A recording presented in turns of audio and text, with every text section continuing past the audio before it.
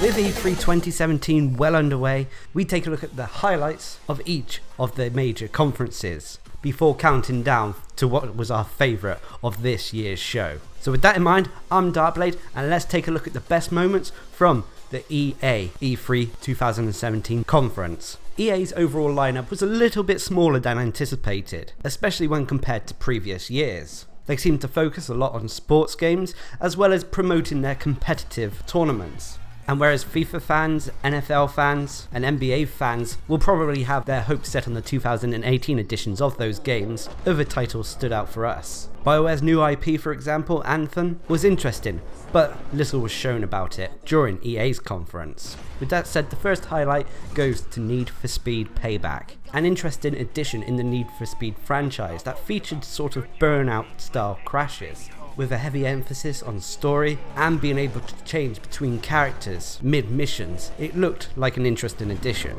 The next highlight goes to A Way Out, an EA original game from the mind that brought us Brothers, A Tale of Two Sons. This game has you playing as one of two criminals as you try to escape prison. There is more story to it as well, but what grabbed me personally was the fact that this game is co-op only, whether it be couch co-op via split screen or online. That being said, even if you're playing online, it looks like the game will still be split screen so you can see what your partner is up to. This personally stood out to me because I am a great fan and advocator of couch co-op and split screen gaming, and I'm glad to see that this game is heavily focusing on the dying aspect of games. And finally, the biggest highlight for the E3 press conference was Star Wars Battlefront 2, a huge improvement on 2015's Battlefront.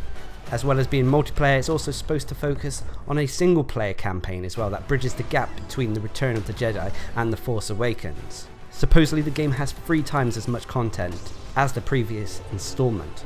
On top of that, it includes space battles, couch co-op, free DLC, and access to all of the Star Wars eras. It really lit a small spark of nostalgia as I remembered the Battlefront games of the 6th generation of consoles. Here's hoping that this game lives up to any hype it builds. But anyway, that's the highlights for the EA press conference. Don't forget to check back soon as we cover the Microsoft conference.